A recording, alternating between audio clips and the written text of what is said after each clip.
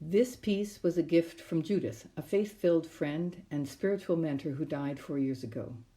Through persistence and lots of prayer, she pulled me into a deeper and fuller sense of the love of God. We talked a lot about the passion of Jesus and the art of suffering. In her memory, I would like to share with you some reflections on human suffering and Christ's passion.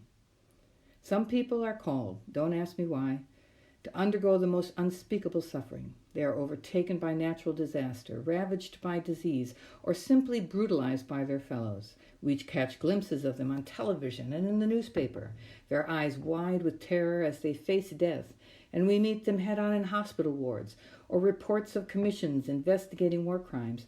These are the suffering servants of Yahweh, men and women stripped to the bone, without beauty, without majesty, too terrible to look upon, figures to make us screen our faces, lest we howl or throw up in public. Jesus of Nazareth was one such person. Not only did his captors torture him, before he died, they nailed him to a cross. This ultimate act of gratuitous violence symbolizes, for me, all the terrible last straws which befall or are inflicted upon suffering people before they die. What are we, the bystanders, to do with this suffering? What are we to make of it? What sense can we wrest from it? Like the players in an interminable game of snakes and ladders, we are sent back to the square with a big question mark and the ultimate three-letter word, why? I have long given up the why of suffering. I believe the message, or perhaps the point of suffering, is this. Suffering is the same way that life is. It is a fact. Denying or ignoring it will not make it go away. I do not know if it has meaning. Deep in my heart, I believe it has, but I don't really know. But this I do know. More important than asking why, we should get in there, be alongside those who suffer. We are not always called to sacrifice ourselves or fix it for others, but I believe that we are always asked to keep vigil, to pray and to endure, to keep awake. To me, this is what this cross of nails is about, sharing as far as we are able in the suffering of the world, which is also the suffering of God. We stand like the prisoners at Auschwitz, impotent bystanders at the execution of our fellows. Judith gave me a copy of Elie Wiesel's Nobel Prize-winning book, Night. There is a scene that describes the execution of 2 men and a young boy, suspected of involvement in the sabotage of a power station. I'd like to read a short excerpt to you.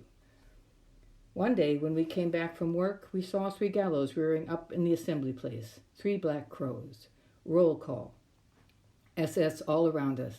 Machine guns trained the traditional ceremony. 3 victims in chains, and one of them, the little servant, the sad-eyed angel. The SS seemed more preoccupied, more disturbed than usual. To hang a young boy in front of thousands of spectators was no light matter. The head of the camp read the verdict. All eyes were on the child. He was vividly pale, almost calm, biting his lips. The gallows threw its shadow over him. This time, the La Capo refused to act as executioner. 3 SS replaced him. The 3 victims mounted together onto the chairs. The 3 necks were placed at the same time within the nooses. "Long live liberty," cried the 2 adults, but the child was silent. "Where is God? Where is he?" someone behind me asked. At a sign from the head of the camp, the 3 chairs tipped over. Total silence throughout the camp. On the horizon, the sun was setting. "Bare your heads," yelled the head of the camp. His voice was raucous. We were weeping.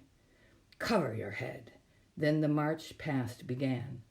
The 2 adults were no longer alive. Their tongues were hung-swollen, blue-tinged. But the 3rd was still moving. Being so light, the child was still alive. For more than half an hour, he stayed there, struggling between life and death, dying in slow agony under our eyes. And we had to look him full in the face. He was still alive when I passed in front of him. His tongue was still red. His eyes were not yet glazed. Behind me, I heard the same man asking, "Where is God now?" And I heard a voice within me answer him, "Where is he? Here he is. He is hanging here on this gallows." Is that what gives meaning to suffering? Is it because God is in it in it with us, that the obscene becomes transformed into the holy? I don't know, but I believe it is. Again and again we are caught up in the paradox, the mystery of the indwelling of God in our lives. He is there, in it, with us, in us, over and under, inside and out, a cloud of unknowing, a shield to defend us.